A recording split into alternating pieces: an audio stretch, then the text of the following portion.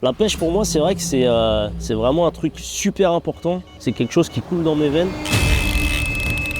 C'est aussi pour ça que j'adore venir me retrouver et me ressourcer sur des endroits comme celui-ci, où on est au calme, c'est sauvage, c'est mystérieux, on ne sait pas vraiment ce qui nage dans ce plan d'eau là. On se retrouve un peu avec soi-même, ça permet de faire le vide et de se ressourcer. Ça a marché, d'entrée de jeu, les poissons ont répondu présent. Ah c'est pas des lol hein. Oh, c'est un truc de fou là ce qui vient de nous arriver.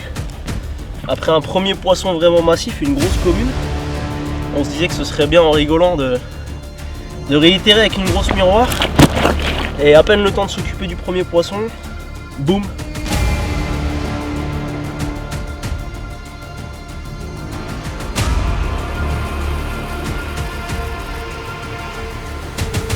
Quel plaisir de se retrouver au bord de l'eau, ça fait un petit moment que j'ai pas pu mettre les cannes à l'eau. Je me suis calé un petit 48 heures en fin de saison là, histoire de profiter un petit peu. Bon, je vous cache pas que je suis arrivé un petit peu en avance. J'ai gratté une nuit de plus et j'ai eu la visite d'un magnifique poisson pour commencer cette session. Une commune incroyable qui m'a vraiment fait plaisir. Un beau combat, un poisson atypique. Rien de mieux pour commencer une session en beauté. Bon alors aujourd'hui je suis super content parce que ça me tenait vraiment à cœur de revenir pêcher sur ce plan d'eau. Un plan d'eau de 6 hectares, une gravière super sauvage de mon département que j'ai pêché énormément il y a une dizaine d'années. Donc pour la petite histoire, c'est une gravière de 6 hectares vraiment très sauvage, beaucoup d'arbres dans l'eau, elle est très découpée, il y a des îles. C'était pas du tout un plan d'eau qui était exploité commercialement par le passé. C'est une gravière de chasse. Donc pas énormément de poissons, un cheptel pas super conséquent, mais des poissons tous aussi atypiques les uns que les autres. Et c'est un peu la surprise en fait, on ne sait pas vraiment ce qui reste en termes de cheptel, le temps a fait son effet, donc on va de surprise en surprise. C'est un peu la découverte aujourd'hui, c'est l'aventure. Et j'ai eu la chance déjà d'ouvrir le compteur cette nuit avec deux magnifiques poissons, une première commune avec une bouche énorme. Un deuxième poisson beaucoup plus court mais tout aussi trapu, tout aussi lourd. Deux poissons de 18 kg, donc une moyenne vraiment sympa. Et là on va vraiment démarrer la pêche avec des cannes un petit peu partout, histoire d'exploiter toutes les zones, d'un plein eau, des bordures. Donc on va voir ce que ça va donner. Let's go, c'est parti. Bon, comme vous l'avez vu, ce plan d'eau il est quand même archi encombré. C'est un plan d'eau très sauvage, comme je l'ai déjà dit, c'est un ancien plan d'eau de chasse. Donc ça a été laissé dans son jus, bien moins d'entretien, beaucoup d'arbres qui ont poussé, la végétation très importante. Les arbres ont vieilli, les saules quand ça vieillit ça casse facilement. Il y a énormément d'obstacles dans l'eau et j'ai décidé de ne pas pêcher en fait trop près des obstacles pour garder une marge de sécurité tout simplement. Faire des touches c'est bien, mais les assurer et garder une marge de sécurité pour le bien-être des poissons et éviter de casser des fiches bêtement, c'est mieux. Bon alors hier, étant donné qu'on est arrivé assez tard, j'ai pas voulu tendre trop de cannes, donc je me suis concentré à pêcher avec 3 cannes. Donc une en bordure et 2 en plein eau. Je voulais pas aller chercher tout de suite les obstacles. Et là aujourd'hui on va vraiment mettre une vraie pêche en place pour les 48 dernières heures. Donc là ce que je vais faire c'est que je vais aller déposer une canne. Mais sachant que j'ai déjà une autre canne qui pêche dans le même axe, dans un axe vraiment similaire de celle-ci, là je suis obligé de passer derrière une île et je vais me servir en fait des marqueurs pôles, donc les tubes qui servent de repère habituellement, que je vais écarter un peu de mon autre canne afin de passer la tresse derrière pour faire un angle, et ça me permettra, si j'ai une touche, d'éviter d'avoir le risque d'aller m'emmêler avec mon moteur dans mon autre canne. Donc ça va me permettre d'ouvrir mon angle au niveau de mes fils. Parce que là, en fait, ça part vraiment parallèle d'une bordure et ça me permettra d'être vraiment safe par rapport à ça. Donc je vais vous montrer la mise en place et juste après on ira poser la canne qu'on va utiliser avec cette astuce là. Moi, je vais rajouter une barre parce qu'il y a un peu de bouillon quand même. Donc j'ai envie que mon tube dépasse quand même bien de l'eau. Histoire que quand il va y avoir une touche, si on a à partir en bateau, du coup ce soit facile de pouvoir faire passer la ligne au-dessus et pouvoir aller jusqu'au poisson.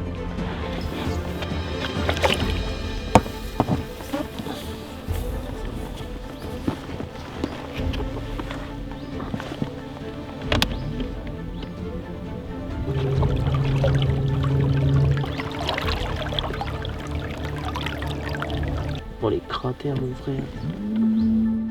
Là il y a une plaque de dur tu vois. Tac. Mais moi je préfère pêcher dans la vase. Il y a plus de bouffe.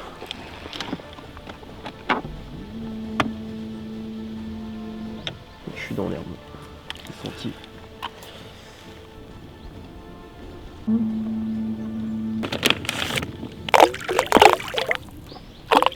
Un peu de pelé, histoire d'occuper les écrevisses.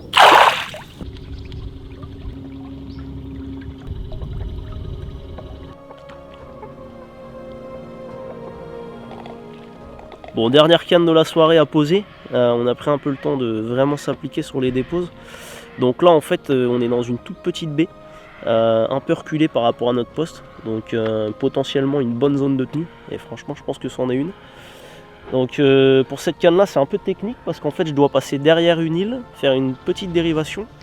Et ça me permet d'accéder au poste. Mais bon, voilà c'est plutôt safe donc on va tenter. Et je pense que ça devrait nous rapporter une voire plusieurs touches. Enfin j'espère en tout cas, je croise les doigts et j'y crois. Bah, attends, regarde, c'est là.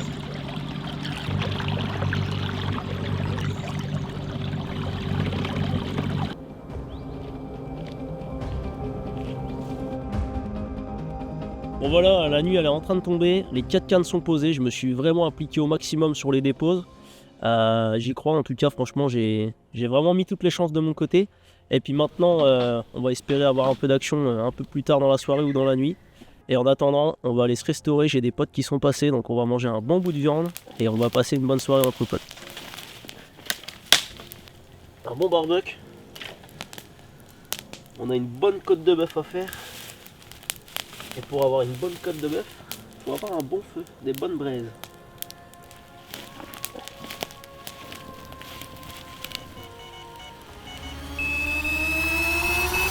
C'est pas loin.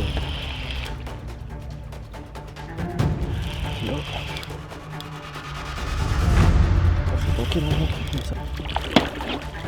Dis-moi pas que c'est pas là.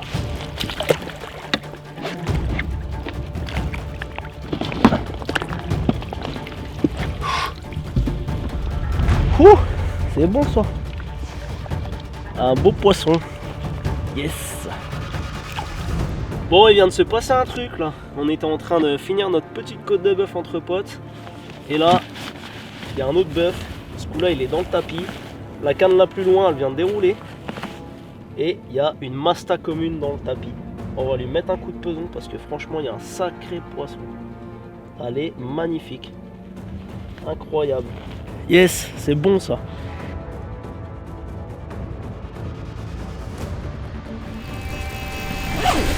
Là il y a de la brume.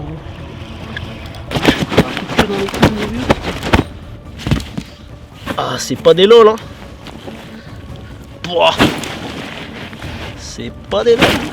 Bon, c'est un truc de fou là ce qui vient de nous arriver. Après un premier poisson vraiment massif, une grosse commune.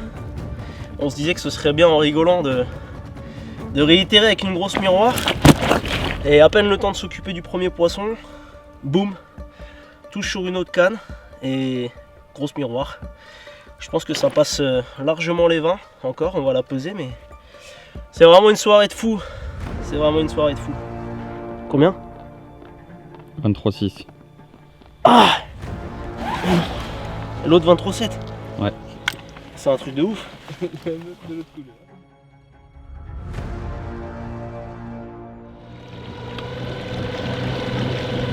Allez, c'est parti.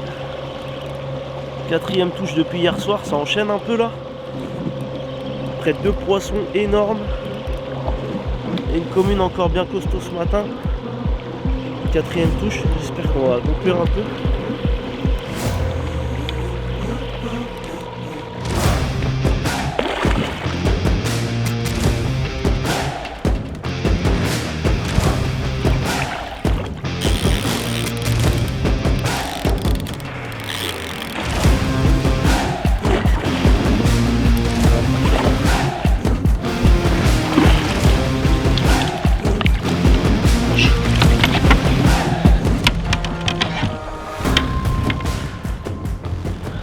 C'est bon ça.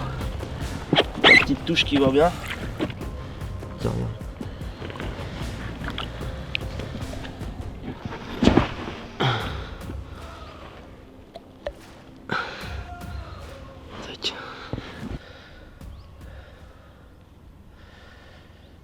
Bon là comme je viens de refaire un poisson et que je suis juste à côté du spot, ce que je vais faire c'est que je vais bien bloquer les mains de mon épuisette dans les poignées du bateau. Comme ça le poisson il reste dans l'eau, il risque pas de s'abîmer.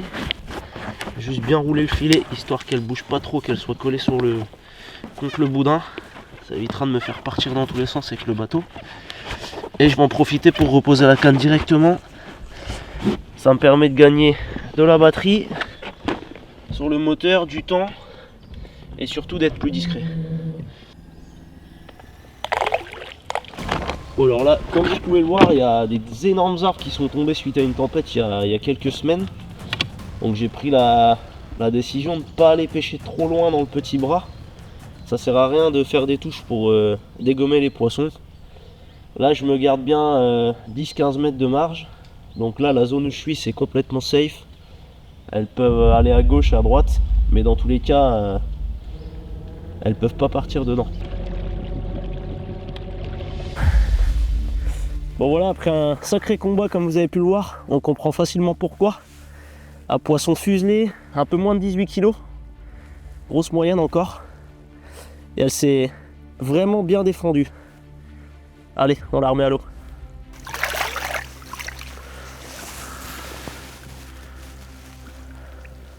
Et voilà le premier poisson de cette série incroyable cette nuit.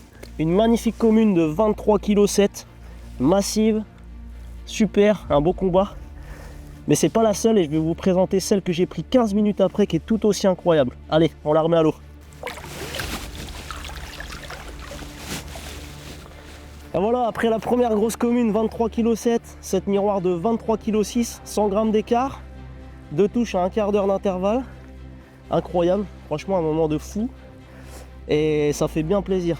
Des moments comme ça, c'est pas tous les jours. Quand on enchaîne des touches et des beaux poissons, faut en profiter. Bon voilà, là on est à mi-session, donc on va faire un petit bilan. Franchement, ravi de ces premières heures de pêche. 4 poissons cette nuit, 2 poissons la première nuit qui était un peu une nuit bonus, qui n'était pas prévue à la base. Une grosse moyenne, parce que le plus petit poisson, il doit faire 17 kg et des poussières, donc franchement c'est vraiment top, je suis super content. Super content d'être revenu pêcher ce plan d'eau que j'avais pas pratiqué depuis une bonne dizaine d'années je pense. Et l'endroit est devenu vraiment sauvage, ça a été un peu moins entretenu et laissé un peu plus dans son jus pour la chasse etc. Et ce que je vois c'est que le cheptel il s'est bien développé, les poissons ont bien profité et ça met vraiment la banane et le sourire de voir ça. Donc voilà, il reste 24 heures de pêche, on va reposer les cannes je pense en fin de journée, pas trop tard, histoire de pas faire trop de bruit avant la tombée de la nuit et puis peut-être profiter un peu du coup du soir. Et puis en attendant, on croise les doigts, hein. Peut-être qu'on aura la chance de voir une touche en journée. Et j'espère qu'on va finir en beauté pour la dernière nuit. Bon allez, on va reposer les cannes pour la nuit. Donc là je vais essayer quelque chose de différent sur les 2 cannes qui n'ont pas produit de touche cette nuit. Et on va voir un peu ce que ça peut donner.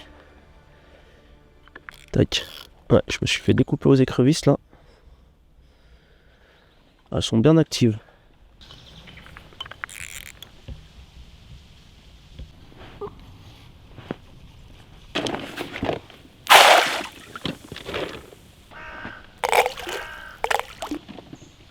Concernant l'amorçage là sur cette pêche, alors j'ai utilisé 2 sortes de bouillettes. On est aux portes de l'automne, les poissons ils ont vraiment besoin de faire des réserves pour l'hiver. Donc j'ai utilisé une bille vraiment 100% carnée, la Mega Krill, combinée à de la Squid and Spice, donc de la calamar épice.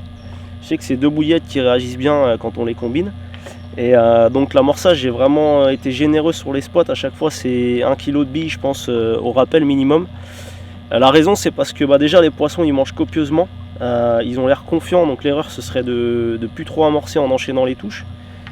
Et la deuxième chose que je fais c'est que j'utilise du pelé avec de la Tiger pour la simple et bonne raison qu'il y a énormément d'écrevisses. Et en fait l'objectif c'est que quand les poissons arrivent sur le coup, il reste encore de la bouffe au fond, donc je pense que le pelé occupe un peu les écrevisses et ça permet de retarder un peu l'échéance du moment où elles vont commencer à jouer avec les montages et les bouillettes. Comme ça quand les carpes ils arrivent au fond, il reste encore de la Tiger, de la bille, sûrement un peu de pelé et franchement ça fonctionne plutôt bien.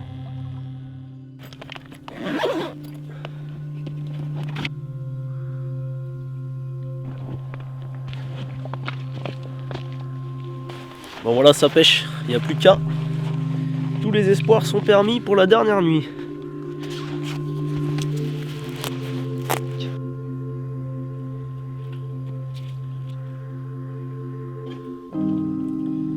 J'en profite pour faire quelques balines pour vous parler un petit peu de ce que j'utilise. Donc là c'est un plan d'eau quand même très sauvage, vous avez pu le voir, il y a quelques accros au niveau des bordures, un petit peu beaucoup même.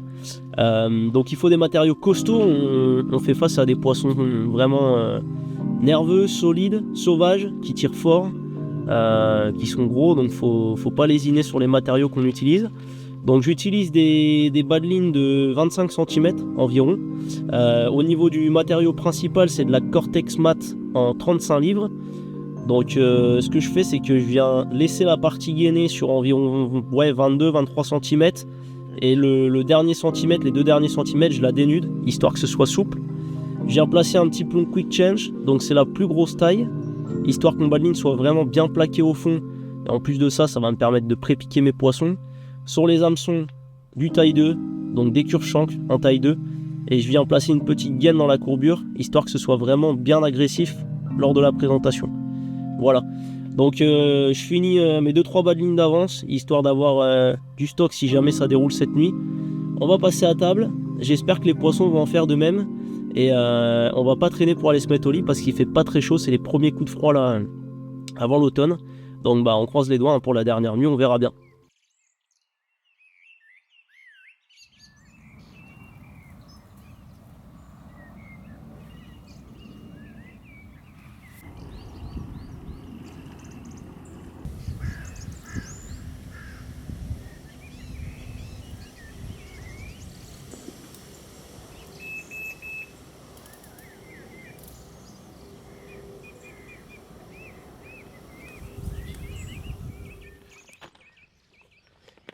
Bon, la deuxième nuit, ce qu'on peut dire, c'est qu'on n'a pas été embêté par les touches.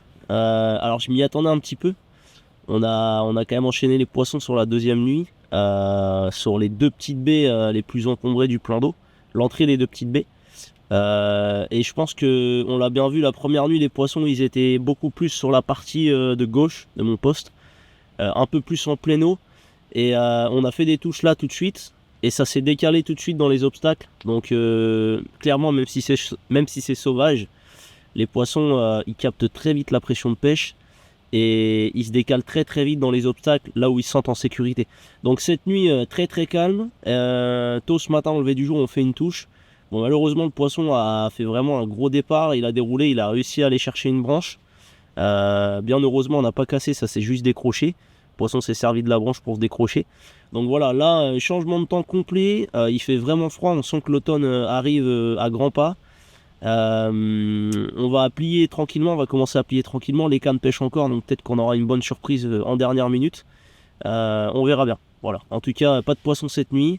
Mais bon, on peut pas se plaindre. Vu le résultat global jusqu'à présent, y a pire. Au niveau de la pêche, là, qu'on a vécu du coup, la première nuit, on a essayé d'aller chercher les poissons pas trop loin, histoire de pas trop leur mettre la pression. Ça a marché d'entrée de jeu. Les poissons ont répondu présent. 3 touches de poissons. Et sur la deuxième nuit, on a vraiment misé le paquet sur les spots sur lesquels on y croyait le plus. Au final, ça a fonctionné tout de suite. On a produit des touches sur les 2 spots sur lesquels on y croyait le plus. Par contre, ça a complètement coupé la pêche sur les 2 autres spots qui avaient produit des touches la première nuit. Et ça confirme un peu les hypothèses qu'on avait, c'est-à-dire que les poissons sont quand même sensibles à la pression de pêche.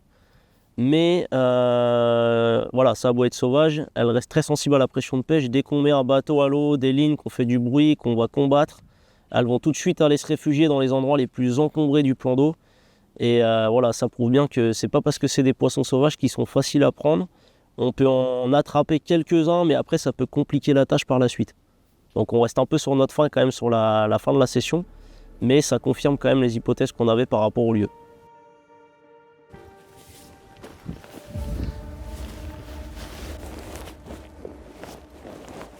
Allez voilà, dernière canne, c'est la fin de cette session. On a passé un super moment, c'était super cool. Ça faisait un bon moment que j'avais pas mis les cannes à l'eau.